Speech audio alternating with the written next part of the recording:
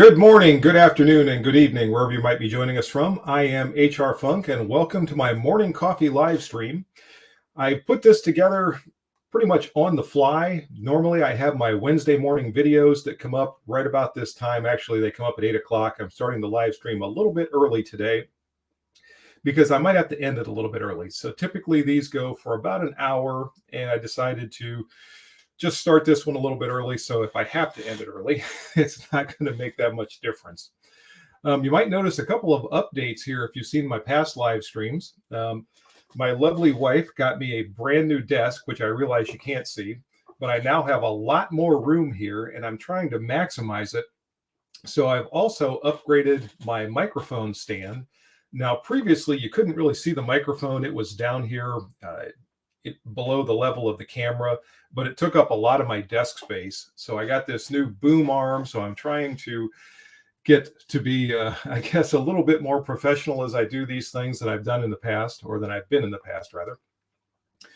So I've got that going. Like I said, I have a lot more room here nowadays, and I thought I would kick things off.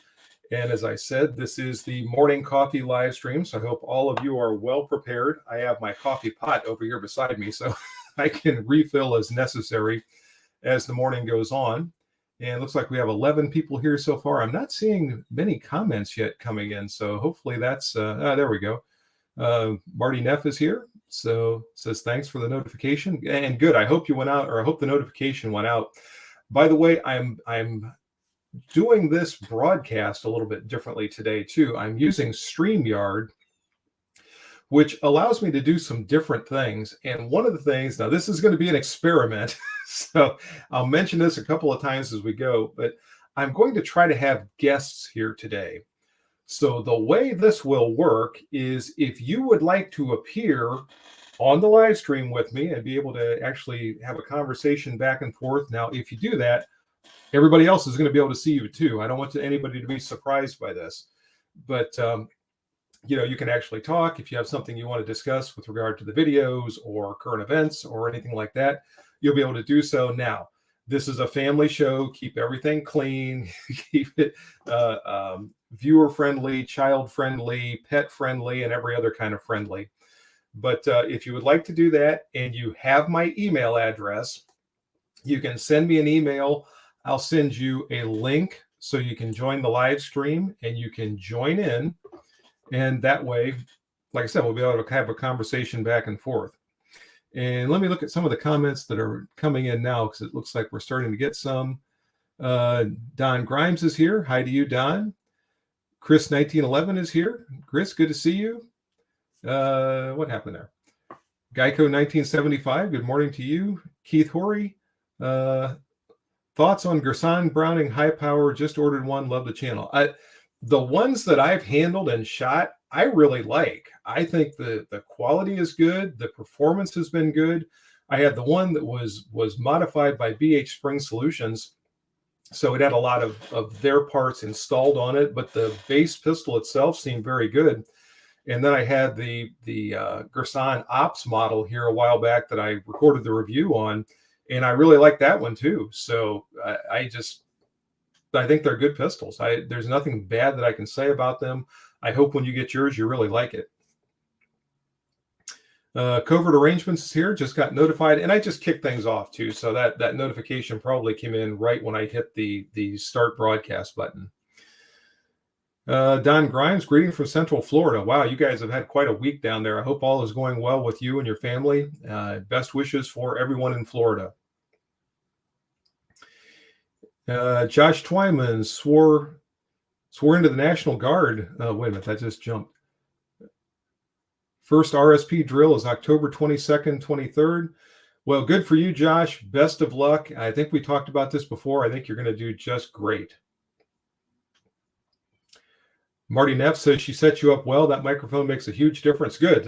Let me know how this sounds. I hope positioning it a little bit closer is going to be better for you all to be able to hear. I know when I've played these back to myself later on, I wasn't real crazy about the sound, so hopefully this all sounds better. I don't necessarily look any better, but at least maybe I sound better. Somebody told me that I've got a great face for radio, so what do? I make YouTube videos. Code Word Arrangements here from Middle Tennessee. Glad to see you. And looks like I just got an email from somebody that might want to join. So hold on just a second while I check this. And hopefully this is not going to be too distracting as I go through these.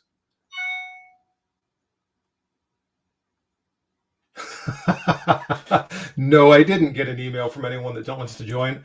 I got a notification from YouTube of my own live stream. So that was nice of them to let me know that I'm having a live stream. And so it goes. I guess I was my first email. Elaine's Domain is here. Hi to you. Let's All Play says I seen you do a video / review of the Smith & Wesson Sigma. I was wondering, this thing jumps, so I got to follow it as it goes. If you have any thoughts on the plain SD9, not the VE, if you're aware of the differences. Actually, I do. My wife has an SD9, and I did a review on that. Oh, man, it's been quite some years ago. She still has the pistol. I think they're solid firearms. The trigger is improved over the old Sigma models. It's still not, something like the M&P trigger or what have you, but it works. It makes sense for somebody that maybe doesn't shoot a lot. So if they're under stress, that heavier trigger is going to hopefully reduce the chances of them having, an unintentional discharge. It's been a great performer as far as its functional reliability. So I really think the SD9s are a good, solid firearm value that a lot of people, I don't know if they really take much of a look at them or give them much consideration, but for the price and for a lifetime warranty and everything else, they're good firearms. And let me jump back over here. And I know I'm going to miss some of your comments, so I apologize for that. I'm just going to have to jump in as they go and see where we are. Chase Kelly says, good morning, Howard. Just saying hi now. On base this morning and headed in to teach. Have a great day, sir. Thank you. Thanks, Chase. You have a great day, too. Let's All Play says, a good setup, worth its weight in gold. Thank you. Paulo Ventosa is here. Nice. Thanks for joining us, Paulo, all the way from Brazil. And Sao Paulo, Brazil is where he's joining us from. Glad you're here, Paulo. Dan AZ, thoughts on the Stoeger STR9 line of pistols? I only know what I've read about them. I don't even know if I've handled one, but everything seems to be pretty positive. If I ever get one into review, you'll see the video, but I don't know of anything really negative to say about them. Jeff Barron is here, says, I have the impression that the video resolution is lower than during previous live streams. It could be because I'm going through StreamYard today. I'm not sure if that makes a difference or not. It has a cutoff at 720p, so that might be why. I'm not sure when I go through the normal YouTube live stream if it just has a little bit better resolution. But since I kind of still have bed head and everything else, maybe that resolution being turned down isn't a bad thing. Chris 1911 says, go Army, even the Marines need to have heroes. Funny you should say that. I'm going to be attending a training session this weekend. It's on Saturday. And it's a shooting class being taught by some Army Special Forces members. And I was thinking about that on the way coming out. And as I say that, I know all the jarheads out there are going to be yelling at me, oh, Army, what? I know. But these guys probably wanted to be Marines, and the closest they could come was Army Special Forces. So, I'll cut them some slack there. Anyway, I'm looking forward to that training course. ERJG 1954 is setting that up, so he should be there. It should be fun. I'm not sure just exactly how big the group is going to be. I think it's going to be around 20-ish people that we're going to have there. We're going to be doing a lot of shooting. And I don't know if I'm going to get to take video. If I do, I'll try to get some of that and show it to you so you can see some of the things that we did. And let me jump back over here now. And Spanky says, good morning, Chief. Good morning to you. Stoeger STR9C is on sale for $250. Heck of a price. For that price, it would almost be worth trying out just to see. If it's not any good, at least you're not out much. Ken Kaufman is here. Good morning to you. And I just saw, and it jumped. Oh, Keith Horry, the Gun Safe brand behind you. This one is a wait a second. I think this one is an American Safe Company, and the one over here that you can't see is a Fort Knox. So I've got a couple of them here. Both of them seem to be pretty good safes. ME says, I'd like to see your review on a Kel-Tec PMR 30.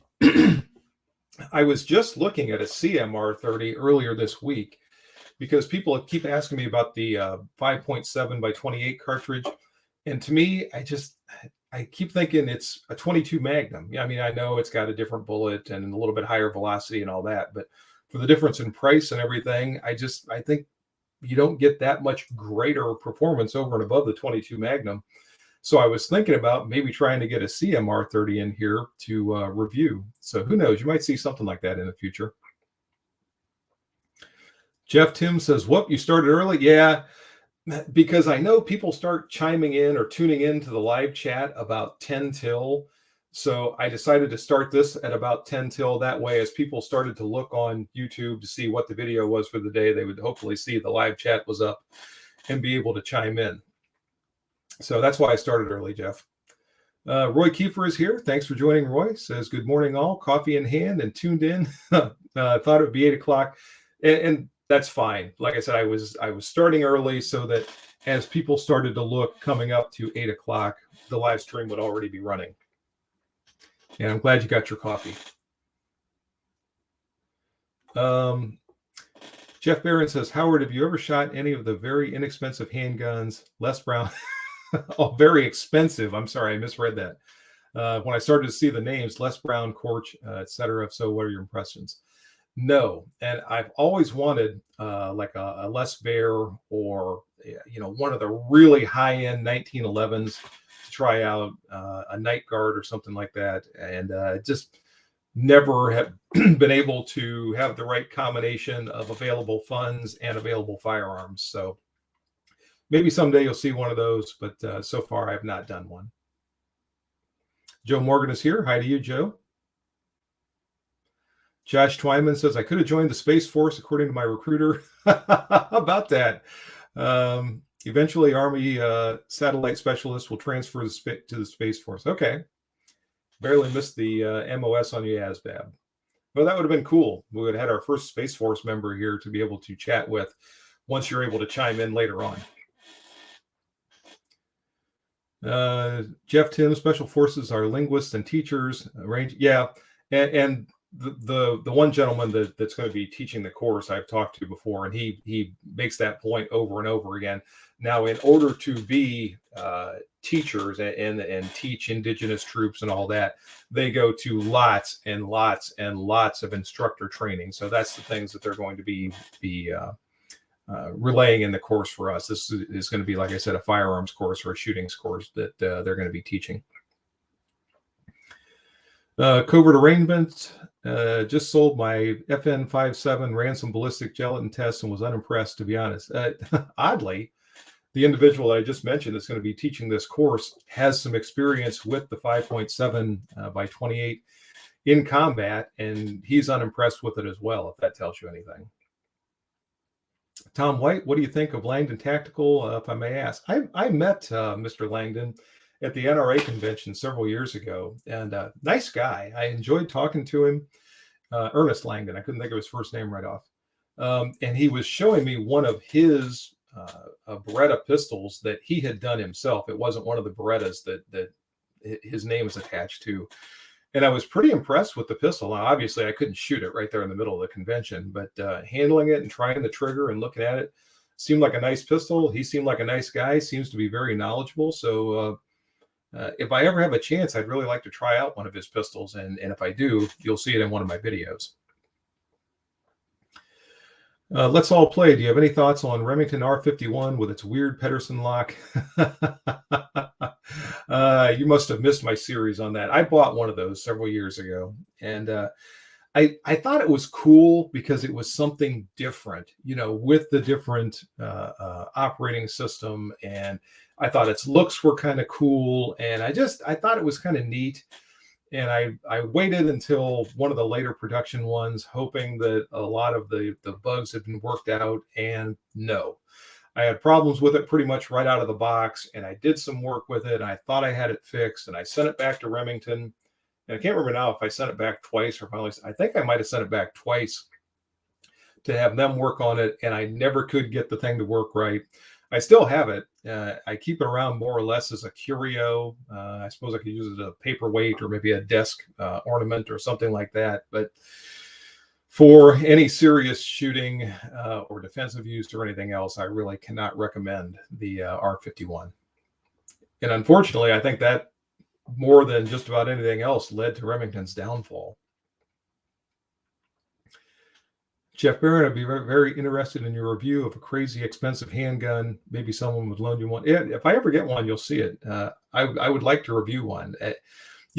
For my mid-tier handguns that I purchased, my 1911s and whatever else, I'm not sure that the extra money is going to get that much more performance. Now they might get more, better fit and finish, and obviously the prestige of owning some of these high-end handguns would be kind of cool, but I don't know.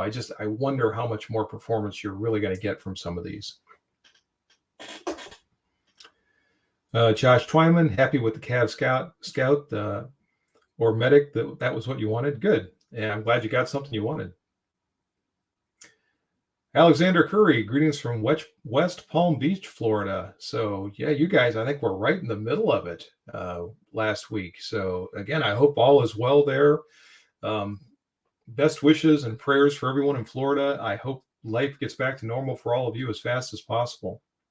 So still no takers on my offer to be a guest on the channel today. I mentioned this earlier, and if anyone missed it, with the StreamYard system that I'm using today, if somebody wants to appear and actually have a conversation on camera and you have my email address, send me an email with your email. I'll send you a link and you can actually join live and be part of the broadcast today. So I thought this would be something kind of cool to be able to invite guests on. And some of you, we've done this before in private chats and private conversations, but if you want to be part of the live broadcast, by all means, send me an email and I'll get you on here.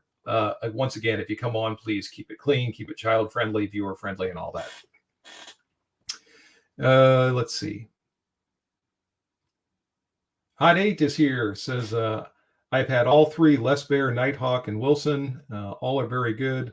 Sold all but the Wilson Combat CQB. All right. Covert Arrangements had an old World War I 1911 that shot very well. I can't remember if I've told this story before or not. When I got recalled into the Marine Corps, I processed back in through a reserve center in Brook Park, and this was for Operation Desert Storm. From there, they put me on a plane, flew me down to North Carolina, and eventually tossed me onto a truck and drove me to Camp Lejeune. And no, I didn't drink the water. Went to Camp Lejeune. We did this real quick, I don't even know what to call it, reintroduction, reorientation into the Marine Corps. Anyway, this is all leading up to a point about a World War I 1911. Eventually, I went to New River Air Station, which is on the other side of Jacksonville, and got reattached to an active MP unit. And one of the first things we had to do was go out and requalify with our firearms. So we went out on the pistol range one day. And again, I was reissued. This was 1991, reissued a 1911 A1 pistol. So the M9 had not made it all the way to the entire Marine Corps yet at that point. So we're out on the range and we're shooting. We did the qualification course and all that. And there was one of the armorers there who had his grandfather's 1911 from World War I. It was one of the actual original 1911s. It was not an A1. It had been refinished, and I don't know how Grandpa brought it home. I don't know if it came home in a sea bag or exactly how that happened. None of my business. Don't want to know. But anyway, he had that thing out there, and with the refinish, it seemed like it was almost brand new. And we had a great time shooting that thing. At that point, it would have been 60 something years old, give or take, and shot fantastic. We had a good time with that. I don't know how many rounds we ran through it out there at the Marine Corps expense, but a lot of fun shooting that original 1911. Let's see. Roy Kiefer, one other issue with the 5.7 by 28 is ammunition availability and cost. I agree. And that's another reason I keep thinking for the cost, for the difficulty in finding this stuff, you can find 22 Magnum pretty easily, and it's less expensive. And is it going to perform that much worse? I just can't believe it does. Let's All Play is going to be looking at my videos. Wait a second. Just got something from one of the viewers there. It flashed on the screen. Let me see what this is quick. And hopefully this is not another message for myself. Somebody is sending me a message saying they don't want to be on the chat because they haven't shaved yet. So, okay, no problem. Won't bring you on. If you shave and you want to be a member or want to appear, let me know and I'll send you a link. Bob is here from South Dakota. Good morning to you, Bob. MB says Rock Island is 1911 is just fine. I've got a Rock Island. I like it a lot. Gunfighter 45 ACP says, good morning. I'm a little late, but caffeinated. Good. Josh Twyman, as a police officer, did you ever carry a backup gun? I've been thinking about getting a Smith & Wesson Bodyguard 380 for backup or CCW. Or if I get to be an LEO, I like the plan. Yes, I carried a backup firearm for most of my career. I had several of them. Most of the time, it was a Smith & Wesson J-frame of one type or another. The one that I carried toward the end of my career a lot and still carry is a Smith & Wesson Model 342, which has the alloy frame. It's got the titanium cylinder. It's been in several videos, and it's so easy to carry because it's so lightweight. I don't have to worry about it. It's got the Centennial style frame, so I don't have to worry about dirt and lint and stuff getting inside there if it's being carried in a pocket or whatever. But I carried that one. I had a Smith & Wesson 940 that I carried in an ankle holster for a long time. I had a small, I'm trying to remember the first semi-auto that I carried, and I think it was my 3914, which was a little big for ankle carry, but then eventually I got my Smith & Wesson Model CS9. That one wasn't too bad for ankle carry, but I always think the revolvers worked a little bit better, so I tended to carry them more often. So in all that rambling, I hope I answered your question. Dewan didn't get a notice. Sorry about that. I have no control about that. I wish there was a way I could make sure everybody gets that notice when I start to crank one of these up. So I apologize. I'm at the mercy of YouTube and today even StreamYard. Mikhail Morozov, I hope I'm pronouncing that right. When it's some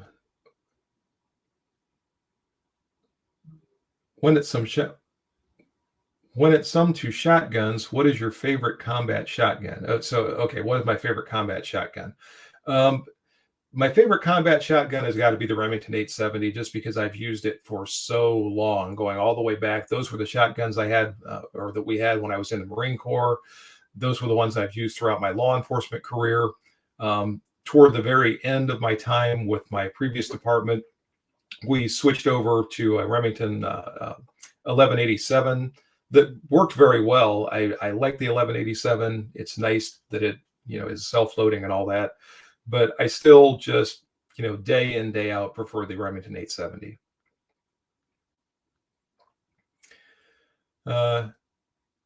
Jean-Michel Greg, bonjour to you from France. Thank you very much. Bonjour.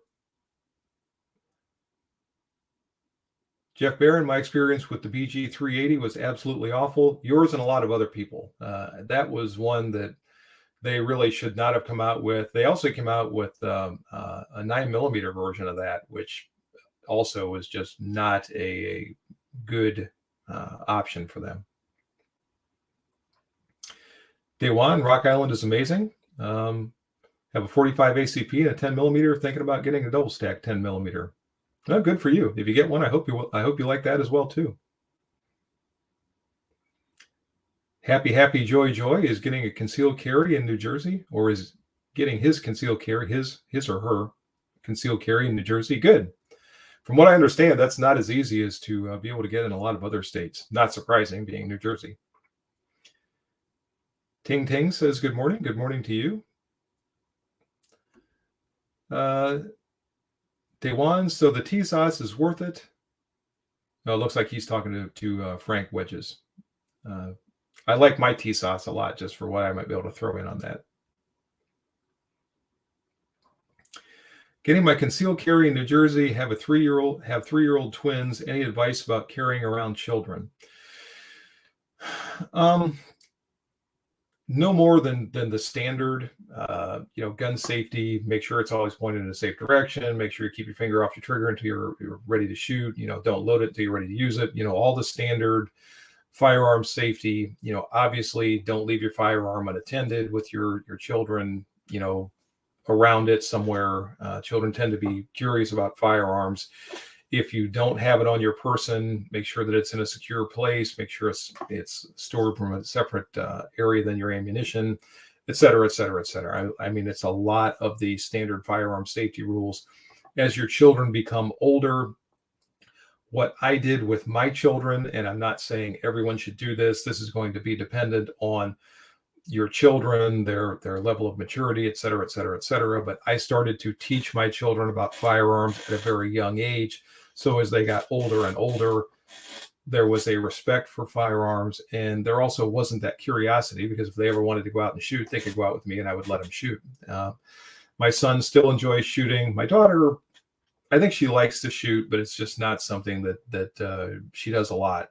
But both of my children are familiar with firearms. We never had a huge issue with anything involving firearms as they were growing up. And let me jump down through here again. If I miss your comment, I apologize. Covert Arrangements just purchased an older Ruger Mini 14. I must say I'm very impressed with the reliability and practical accuracy of that rifle. I had a Mini 14 years ago. I purchased it back in the early 1990s, and I had it for a period of time, and I think I traded it on my very first AR that I purchased. But it was a good rifle. I had one of the ones with the stainless barrel and the wood stock. Nice rifle, or actually carbine. Did everything I wanted to do. Rugged, reliable. I can't say anything bad about the minis. Only thing I didn't care for with mine is it did not have the same level of accuracy that I was accustomed to with the ARs. So that was its only real check mark against it for the one that I owned.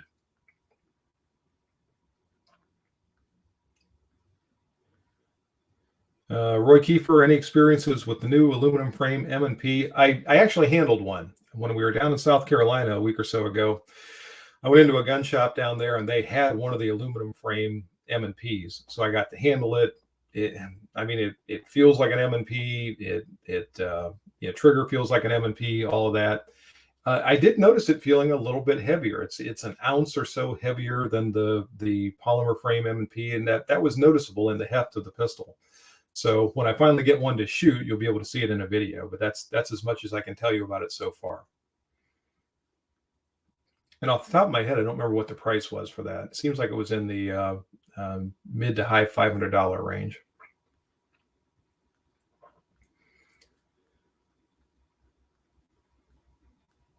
And a lot of other people chiming in with advice about children and firearms. Ken Tucker is here, says good morning. Good morning to you, Ken. So no takers yet to join me on the broadcast. That's too bad. I was hoping somebody might jump in and we could have a little bit of a back and forth discussion, but that's okay. I'll do my best to keep things going all on my own.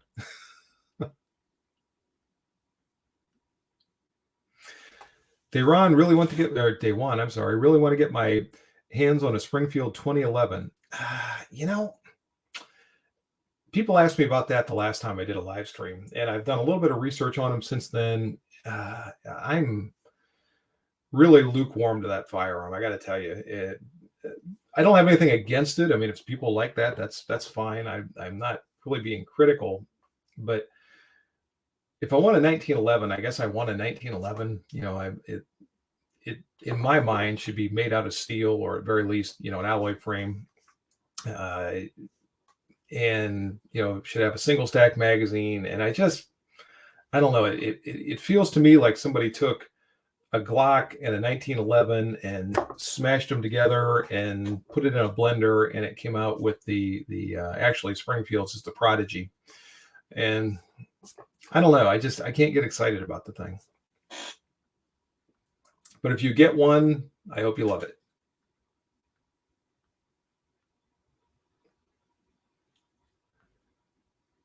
Devon, I was one that. Oh, okay. You were the one that asked about that. All right.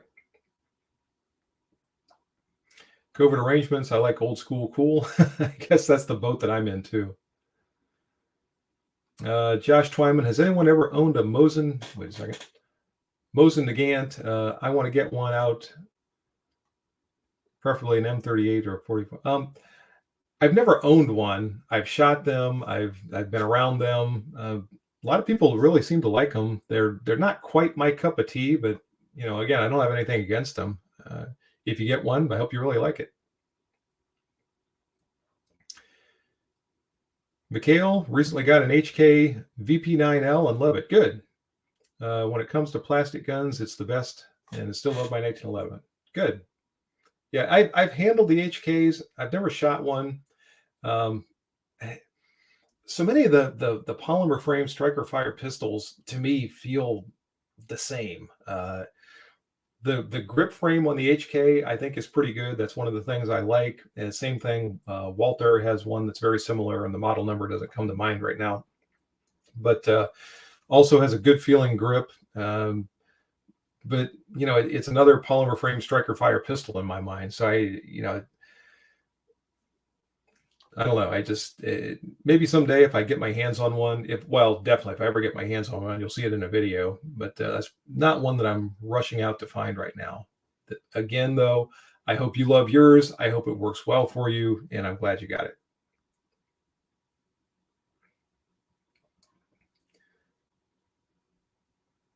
Happy Joy says,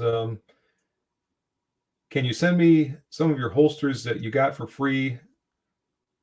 I'm sure you're not going to use them all.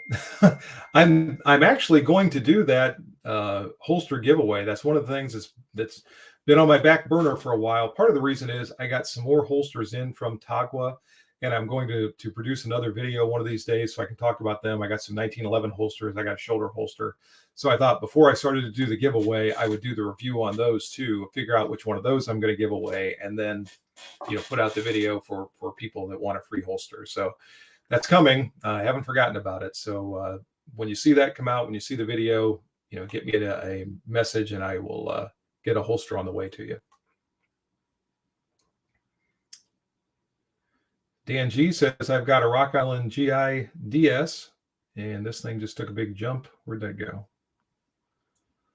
Had it for several years and never once given me any trouble. Good. Just hate the hammer bite. Oh, that's too bad.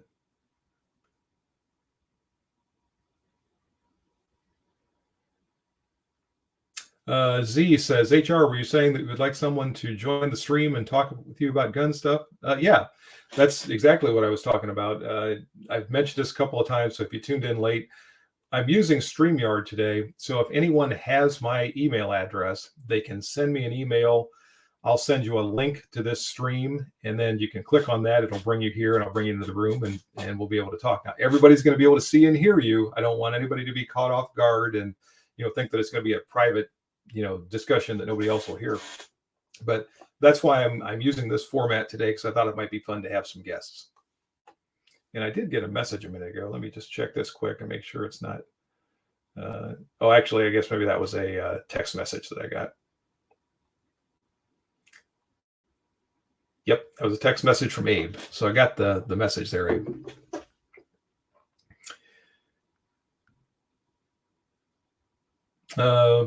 Bill Fisher says, good morning. Glad to see the live chat. Thank you, Bill. Glad to see you here.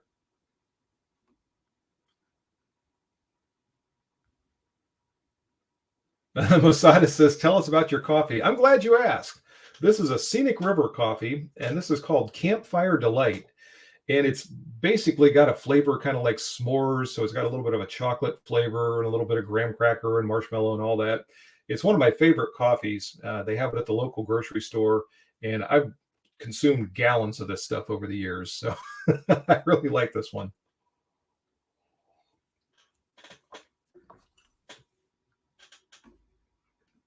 Drew Nickerson says, good morning, sir. Love your videos. Bought an MCK Smith & Wesson 40 thanks to your review, and I love it. Good.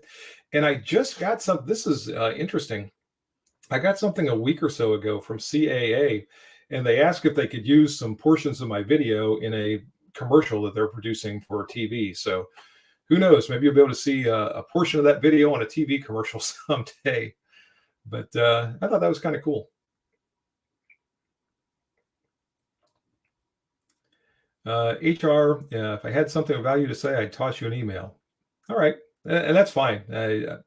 Just if anybody is up for it and you want to join in, shoot me an email. And if not, that's okay too.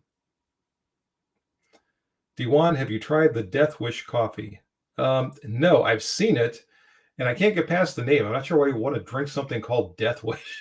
I have seen this stuff. C. Lowe says, good morning, y'all. Stumbled on this live chat. Glad I did. Drinking Indies coffee. All right. Indies Coffee Breakfast Club this morning. Family veteran owned and run by a company here in Southeast Texas. Great coffee. Good. Yep. Gunfighter 45 ACP. Campfire Delight. That's actually the name of it. And the company that produces it is called Scenic River. And what are we up to here? About 37 minutes. And like I said, I'm going to run this for roughly an hour, give or take, pretty much as long as we've got a good stream going here and everyone's interested. I'll see if I can keep finding something to talk about.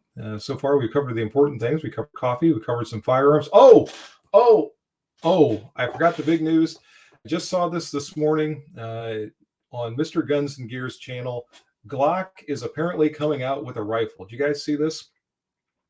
It is very innovative. It's called an AR-15. So they're only 50 years or so late to the party on that. But apparently they're designing one to contend for a British military contract. So that's all the hot news right off the presses this morning on Mr. Guns and Gear's channel. He's got photos that allegedly are of this Glock rifle. Now, he allows us how it could be a Photoshop. It could be something that somebody put together just to stir things up. He doesn't know for sure, but he believes that it's an actual rifle that Glock is manufacturing. Now, whether or not that'll ever hit the civilian market, who knows? My question is, does it take Glock magazines, and is it going to come with finger grooves or not finger grooves? Or at least that's a conversation I was having with ERJG 1954 earlier this morning. Bruce Arney is drinking Black Rifle coffee, and that's another good one. I've had some of theirs before too. Ken Tucker picked up a Gerson Regard after your review. It's perfect so far. Good. Yeah, we were talking about those a little while ago, and I think they're putting out a really good pistol. AR Glock, does it take mini 14 mags? We'll have to wait and see.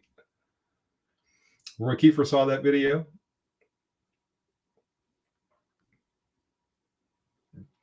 Z says, that's rad.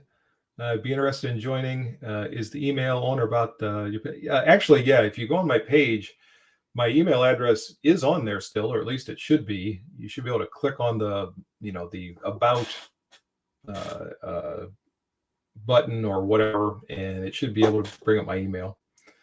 And tell you what, I'll just throw it out there. It's hrfunk@zoominternet.net. Zoominternet.net is all one word. So hrfunk@zoominternet.net is my email address.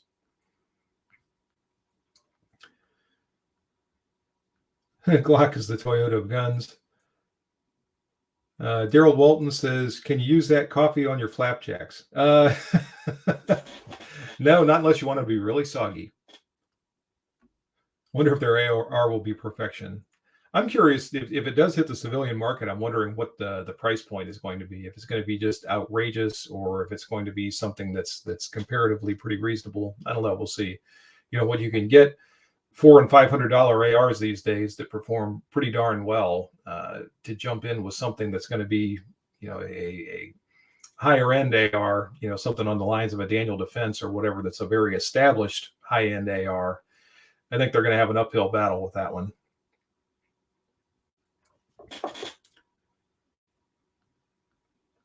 Jeff Tim, I was thinking that too, that they're probably assembling them from parts made by somebody else that already is making an AR, but who knows? It's going to have Glock stamped on the side of it. Happy Joy says, not many reviewers of the Kimber PRP TLE RL2. Any idea? I don't even know what that is. I'm sorry. It's a Kimber, so I'm assuming it's a 1911, but beyond that, I don't know anything about it. I'm sorry. Masadas, have you reviewed the HK P30L? I had a P30 a while back that was loaned to me by Ben Crane, and I don't know if his was the P30L or not. In fact, I used it for one of the videos in the law enforcement qualification series. It was a decent firearm. Wasn't crazy about the trigger. That was kind of my final thoughts on that particular pistol. Bob is leaving for work. You have a great day too. ME says it's getting light out there in Ohio. Yep, the sun is coming up. And I noticed that as fall drags on, the days are getting shorter and shorter, and it takes longer and longer for the sun to come up. We're going to be changing our clocks before too terribly long. Hope you all excuse me if I get a refill here. I'm starting to lose my voice for some reason. Oh, by the way, I'll show you what I'm keeping my coffee. I just looked over and saw a big coffee stain on this. This is a subpoena to our local municipal court for a case that I investigated over 10 years ago. It's a domestic violence case. It's actually, I guess, 12 years ago, because it's a 2010 case that I just got a subpoena on. The story goes like this. The guy that was our suspect in this absconded. He's been gone for 12 years. He's now been arrested on a warrant, and they're going to have a trial for him. He still wants a trial.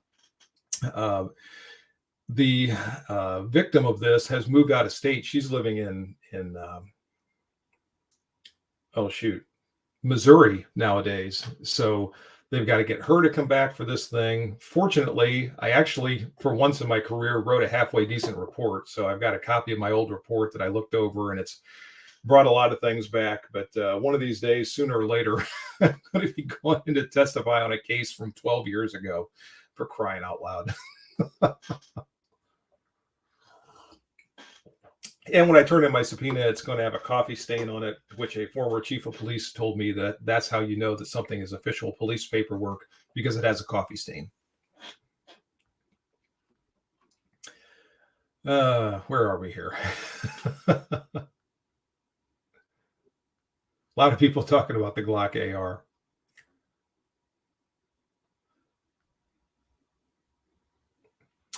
Z just sent an email, he said. Let's see if I got it.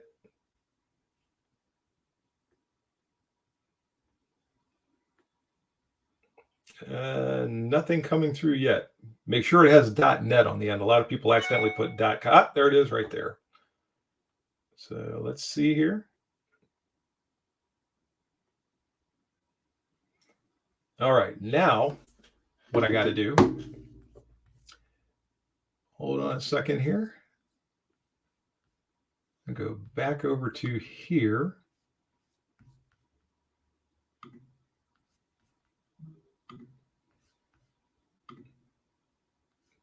There's that. I got to hit the reply button.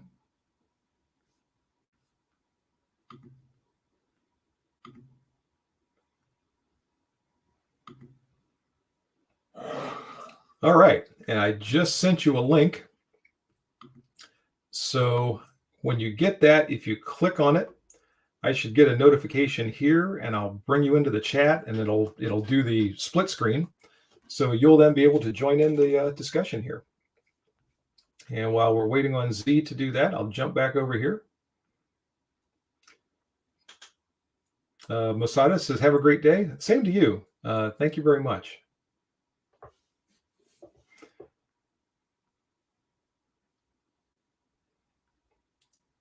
Skip Boyer has joined us. Glad to see you here, Reverend Skip.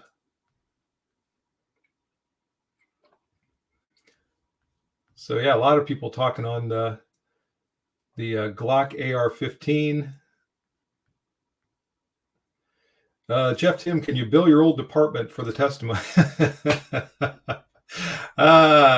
Short answer to that is no. It'd be nice. So this will be on my own time and my own dime when I go in to testify.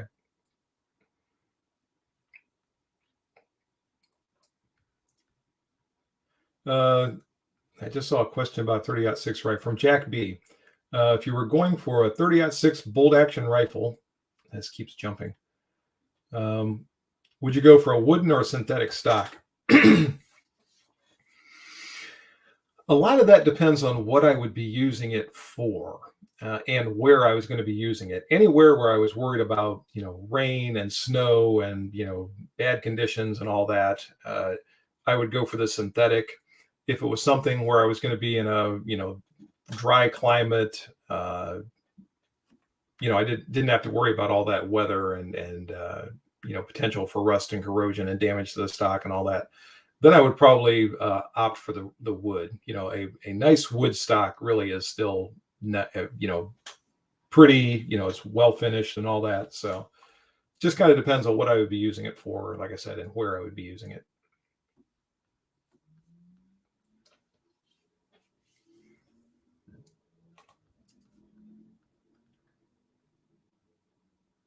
And Z, if you got that link back, let me know if you are able to use it or if anything's happening, because so far nothing's coming up on here. And no sooner did I say that until here he is. So this is going to be our first ever guest on a live stream. This is Z, and I'll ask him when he comes on here if he wants me to use his real name. And here you are, Z. You are live with us. How's it going? Very good. And I see you've already actually got your name on here. So I was going to ask you if you wanted me to use your real name, Ken, or if you wanted me to go with Z, but you've got it listed on there. So go ahead. Ken's fine. Okay. What's on your mind this morning? I just heard about the from that Mr. Guns in Here thing, the Glock AR. I'm gonna look that up real quick because I don't think I've seen it. Are there any photos of it yet? He's got a couple of photos on there. In fact, that's what he got. Allegedly, the photos were leaked somehow, and he managed to come across them, and he's got pictures of it up on there. It has some somewhat unusual features, or maybe I should say different features, but they're nothing that we haven't really seen before on other ARs. He does mention that there are some patents that Glock has put in for. So some of that, may be incorporated into the rifle, but there's a lot of question and speculation at this point. I understand. The first thought I was immediately thinking is, does it take Glock mags?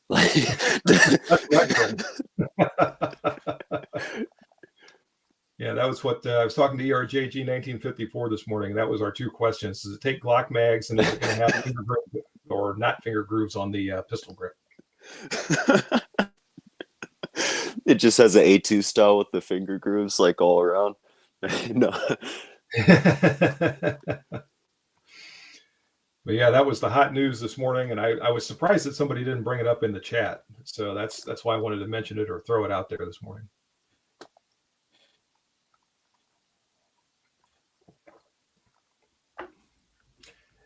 Anything else for the good of the order this morning, Ken? Just kind of enjoying a day off, so I went and hopped online and saw you were streaming. I was like, oh man. Uh, I was wondering your thoughts on the P35 Gerson. If you had any like malfunctions at all with that firearm or anything.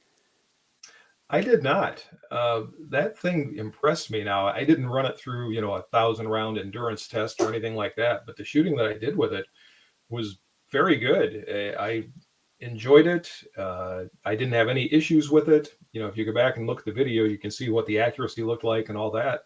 I was very impressed by it. I was shocked because it's from Hot Munitions, and I went back there a week or so ago, and it's still there. I was surprised that nobody has bought that thing yet. I figured that as soon as it went back to them and that video went live, that somebody would contact them and snap that thing up, but it's still there. Or at least it was as of a week or so ago. Oh dang. I just saw one recently at the gun shop. Oh, I might have lost audio. Nope, you're still here. Oh, never mind. Sorry. Yeah.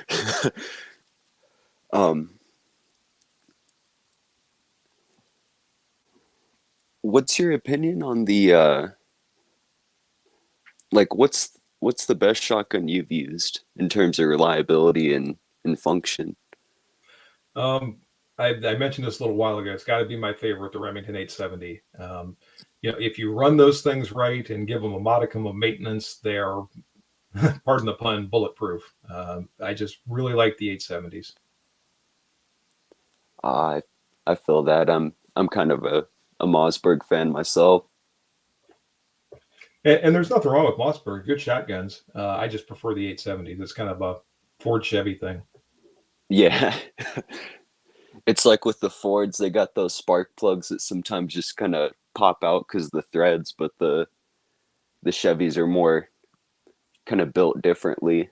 That's how I see it with the Mossbergs. Like they got the weirder, I think they sometimes have a polymer or also aluminum trigger group, and then sometimes those fail. Yeah, and different. The companies had different grades of the shotguns, and some of them use different quality parts. A lot of it just depends on which one you ended up with or which one you purchased. Remington did the same thing with their Express line. But Nice. anyway, thanks for joining us, Ken. I appreciate you being my first guest. I'm going to throw things back out again, see if anybody else wants to chime in. But you have yourself a great day, and thanks for joining. Thanks for having me. Everybody have a good day, and take it easy, everybody. Sorry. No problem. Bye-bye, Ken. All right. Thanks again to Ken, aka Z, for being my first guest. And by the way, for any of you who might be interested in doing the same thing, that's the way it works. Hit me up with an email. I'll send you a link, and you can jump on here. And what are we talking about over here on the side? Let me run down through here. Can't talk about what we don't know about. Have the itch to buy a new gun. Oops, I just lost that for a second there. Oh, Dewan, have the itch to buy a new gun. Don't know what to get. HR really had me wanting a high power, but I'm torn between that. Torn between a few. All right. And I know how that goes. On any given day, there's several firearms that I think maybe I'd like to have. And then I wake up the next day and go, maybe not so much. The ones that I actually decide to buy, you guys see. Vic G, is there any reason Glock would enter this market? I'm more of a pistol guy. I think a lot of this is speculation. I don't know how much of it is 100% accurate, but apparently there's a British military contract that has been put out, and they are looking for an AR style rifle for some of their troops. And the speculation is that's what Glock is developing this rifle for.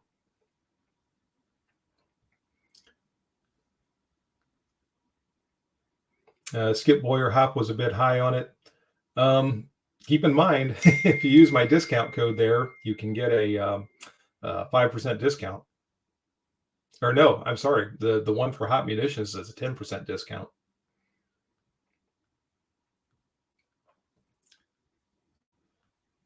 And I'm just running down through some of the comments here.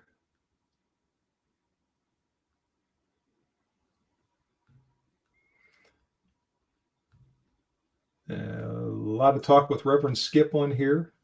Up. And it looks like Reverend Skip might want to be a guest. So let me just double check that. All right, I'm just making sure Skip put something on here. So I'm sure that you actually want to be a guest. If so, I'll send you this link. I guess I can send it to you, and if you don't click on it, then you won't be here. But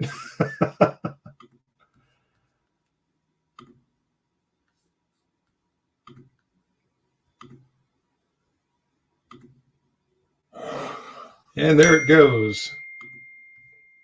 People are saying, mind your manners. Yes, behave yourself.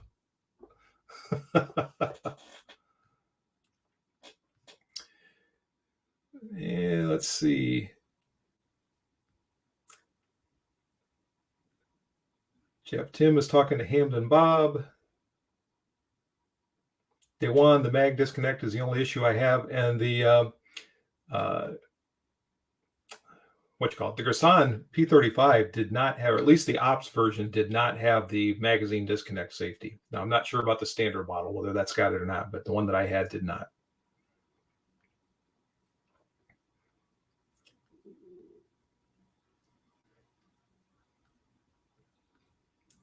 Skip is here. What was your job in the Marines? Military police, MOS 5811 for 4 years on active duty. Then I was out for almost 2 years and then got called back in for Operation Desert Storm and was right back to being an MP again.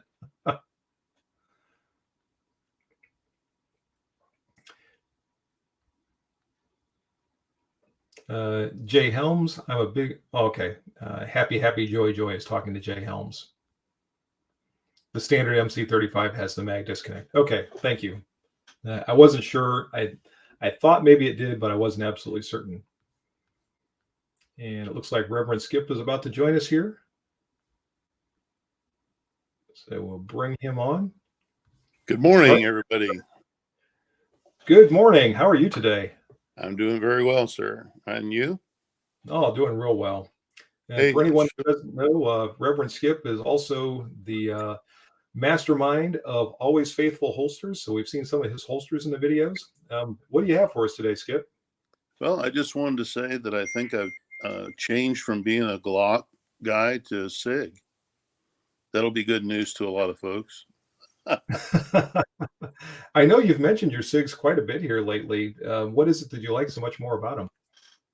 Well, yeah, like you, I came up holding on to a piece of metal, you know, and that had a grip angle that was really conducive to easy pointability.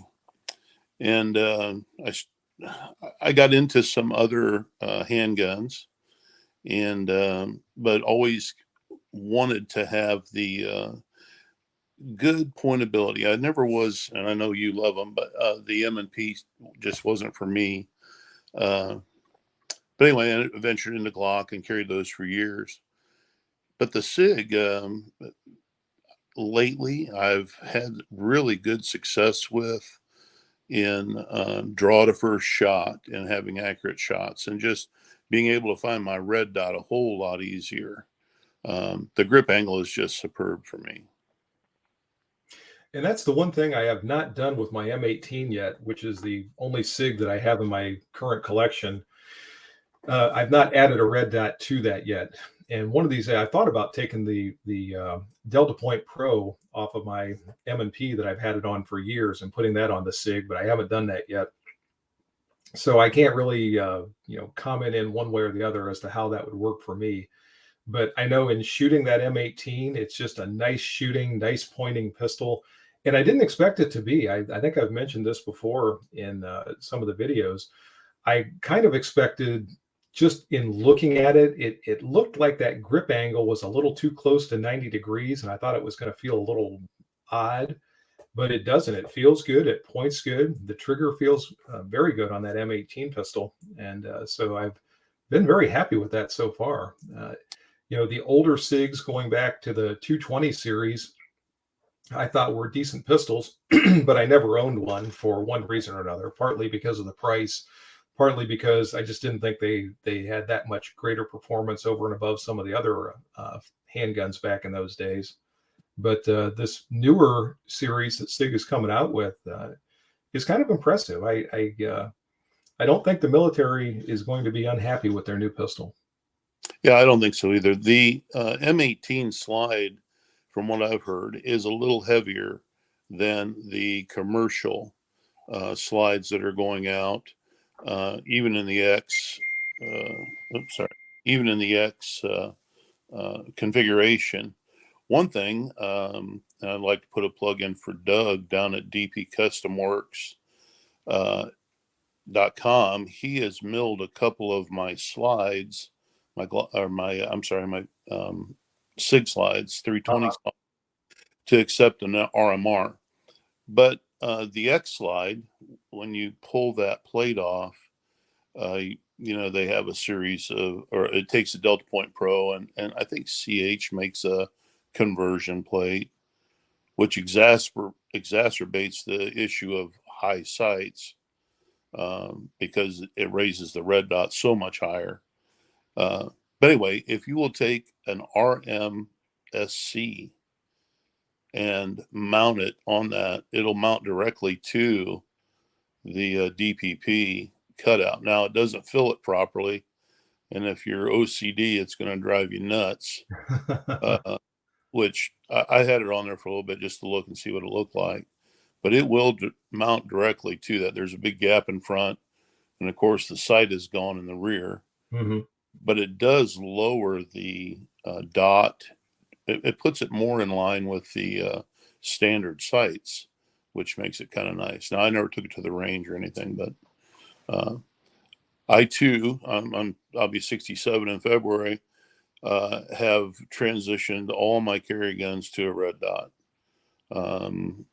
My eyes are old enough now that I cannot focus at arm's length, which is where sights are supposed to be. So it's red dot for me from here on out. Yeah, I'm getting to that point myself. It depends a lot on light conditions. If I'm out on a bright sunny day, then I can still get by with the iron sights. But if it's low light or something like that, trying to find that front sight is becoming more and more difficult. And I'm in the process of that same exact thing, transitioning to the red dots and trying to find the one that's going to work the best for me. I really like the circle dot reticles that I've got on my oh shoot, I can't think of the name of it right. My Hilux sight, and also the one that comes on the Hollow Sun. So those are my favorites so far. I know a lot of people that are dedicated to red dots don't like those. They like the actual dot itself, but I prefer that larger circle dot. Right. And as I get more and more accustomed to them, maybe I'll change my mind, but that's kind of where I am for today. What I found on the Glocks that I have owned that had red dots on them, because I had to rotate my wrists further forward, the 32 millimeter circle helped me find the dot faster. So my Glocks do have Hollow Sun X2s on them. The SIG, I'm able to pick it up right away, just a single dot. So our folks at Swamp Fox give vets, I think it's a 20 to 30% discount. So I have been buying those for my SIGs. I'm real happy. They're very robust. They're all shake awake. They're a 2 millimeter dot, which I really, really like, because I like to be able to do nothing to get a precision shot. I just use my sight. So one thing I run the dot torture a lot with new pistols and new setups, much like your handgun testing battery that you have. I use it to test how I interact with the firearm. Mm-hmm. And I am finding that the SIG with the center dot only is a lot better for that, because at 2 inches on each one of those dots, the 32 millimeter can totally obliterate the dot that you're shooting at.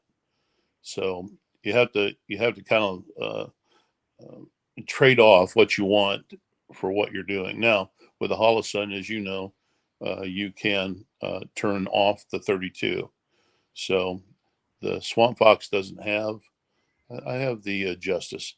They don't have the big circle, so it's the 2 millimeter dot only. But again, I'm able to pick that up because it more pointability. I don't have to remember to rotate my hands so far forward. And I know that's a training issue, right? I know that it's not a bad or a good; it's a training issue. But those are the ways I've overcome them. All right. Hey, Skip, we've got a question here from Z. He says he was wondering your thoughts on the M18 versus the Glock 45 or Glock 19X in terms of trigger and sights. You are more familiar with those Glocks than I am, so how would you compare that to the SIG pistols? There are no worse OEM sights on the market than Glock plastic sights. They are the absolute pits. And, they say Glock perfection, but the first thing everybody does is they change their sights, right? Now, I can use the Glock sights. I can put bullets where I want to with them. My bigger issue with the Glocks is the whole grip configuration and angle and all that. It just doesn't point where I want it to point as I'm coming up on target. Right. If I take the time and align the sights, I can get the bullets to go where I want them to. Well, and that's because of your marksmanship skills, right? And I don't have any problem with that either. The Glock Trigger, I like them. I always put a 3.5 pound connector in. Always. There's Ghost uses, or they produce one that's called the U.S. Marines one, and it's stamped U.S. Marines. So guess which one mine gets? I think I already know. But I do that in every Glock. The only stock SIG I have 320 is the X full, and I love that trigger. It's really, really good. Well, and that's the same thing with my M18. Like I said, that the trigger in that thing just feels really good to me. I've talked before how there just doesn't seem to be a lot of difference, a huge difference in a lot of polymer frame striker fired triggers. But I notice a difference with the SIG, and it feels good to me. Yeah, and it's your fault, HR, that I bought the draft sight or the dark sight. There is no. I've pulled a lot of triggers in gun shops just to see what they were like, but I don't think I've ever felt one better than the Canic dark side, the Rival. That is an amazing stock out of the box trigger. Amazing. I could not agree more. And for the comment that I just made a minute ago, where I said there's not much difference between the poly striker triggers, that's one where there is a huge difference. And actually, going all the way back to the parent design of that, the Walther P99, the single action pull on those was very good. I think I've mentioned before, I've got the Smith & Wesson clone of that pistol, the SW99, and it has a very impressive single action trigger. So, Canic or Janish or whatever their actual pronunciation is, basically took that design and just improved it a little bit more. And what a tremendous trigger on those things. Yeah, they really did. That thing is phenomenal.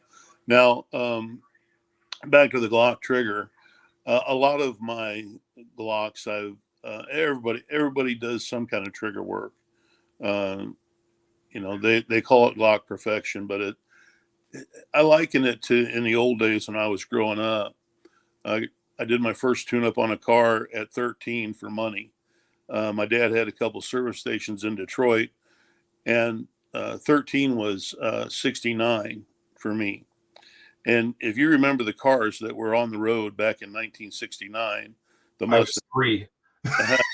the Mustang, yeah, there's 10 years difference. The Mustangs, the Camaros, the GTOs, the 442s. I mean, just everything.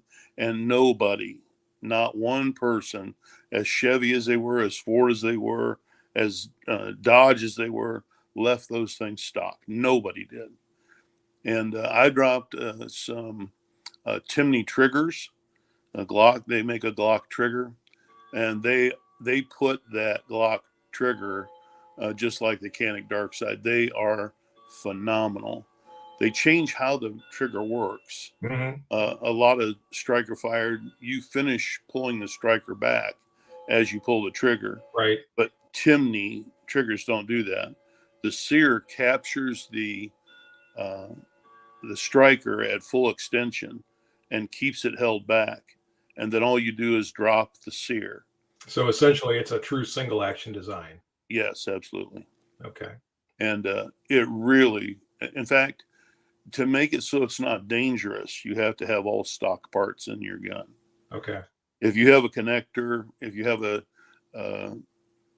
spring kit put in your Glock, you can get around a pound trigger pull. And if that's a carry gun, that's way too light for that. So, right. I agree.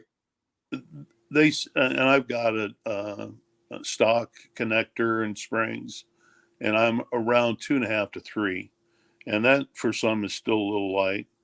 But hey, I'm getting old. My eyes are getting bad. I just have to pay attention when to put my finger on the trigger, right? But and like I said, the P320 X trigger is phenomenal. I really like them. Yeah, and I've not tried one of those yet. But tell you what, I just looked up at the time and I realized I'm way beyond where I said I was going to wrap things up. So I think I'm going to jump off here and let everyone know that I'm about to wrap up the live stream for this morning. But I really appreciate you coming on. I appreciate your comments, and hopefully we can do this again in the future. Hey, HR Funk supporters and listeners are some of the greatest that ever were. And I am thankful to be part of them. HR, you're a great American and firearms aficionado. I greatly respect you, and I appreciate our friendship as well. God bless you, my friend. God bless you, Skip. Thanks for coming on. All right. And as I just said, we're up to an hour and 12 minutes. Boy, that went by fast. But thank you to everyone who joined this morning. Let me know if you enjoyed this, ability to bring guests on. I think it's fun because I think it adds an extra dimension to the live streams. It gives some of you a chance to give some of your thoughts and comments. So I really liked it. I just decided to do this morning as I was putting things together. I thought that, I've got this StreamYard that allows this type of function. So I thought this would be great. Let's see what happens. And I'm really glad that I did. As I said before, thank you to everyone who came on this morning, both, Ken and Skip that were guests here, as well as everybody that participated in the chat over here, everybody who watched out there. Thank you, thank you, thank you. You all make the YouTube experience for me. I don't record these videos and do the live streams and all that type of thing really for money. I do it for the interaction that I have with all of you and for the community that we have here. You all make the channel. I've said this before, without you, I'm just a guy talking to myself in front of a camera. So thank you again. I hope you all have a great day. If you have any additional comments, once this thing, goes into the YouTube archives, you can definitely jump on and put additional comments with it and all that.